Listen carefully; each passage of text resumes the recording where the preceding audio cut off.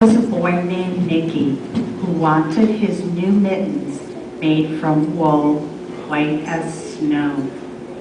At first, his grandmother, Baba, did not want to knit white mittens. If you drop one in the snow, you'll never find it. But Nicky wanted snow white mittens, and finally, Baba made them. After she finished, she said, "When you come home first, I will look to see that you are safe and sound. Then I will check to see that you still have your snow white mittens."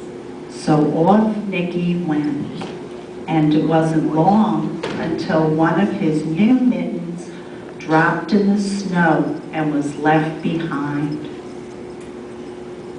A mole, tired from tunneling along, discovered the mitten and burrowed inside. It was cozy and warm and just the right size, so he decided to stay. A snowshoe rabbit came hopping by.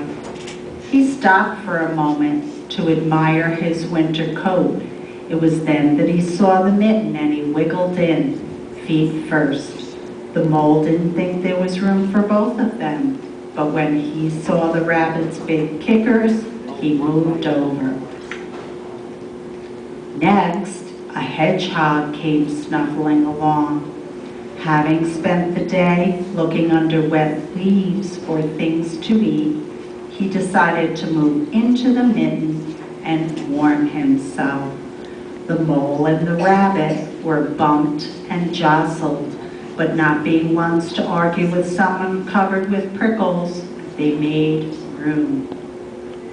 As soon as the hedgehog disappeared into the mitten, two big owls, attracted by the commotion, swooped down.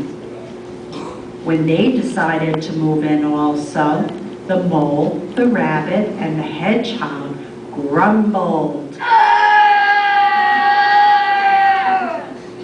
But when they saw the owl's glinty talons, they quickly let them in. Up through the snow appeared a badger. He eyed the mitten and began to climb in. The mole, the rabbit, the hedgehog, and the owls were not pleased. There was no room left, but when they saw his diggers, they gave him the thumb.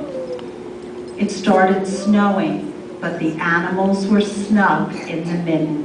A waft of warm steam rose in the air, and a fox trotting by stopped to investigate. Just the sight of the cozy mitten made him feel drowsy. The fox poked his muzzle in. When the mole, the rabbit, the hedgehog, the owl, and the badger saw his shiny teeth, they gave the fox lots of room. A great bear lumbered by. He spied the mitten all plumped up. Not being one to be left out in the cold, he began to nose his way in. The animals were packed in as tightly as could be, but what animal would argue with a bear?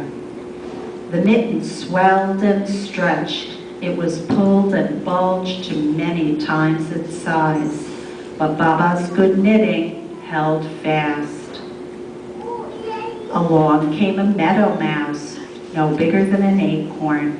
He wriggled into the one space left and made himself comfortable on top of the great bear's nose.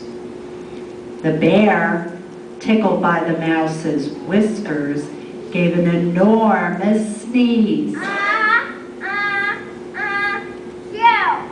The force of the sneeze shot the mitten up into the sky and scattered the animals in all directions.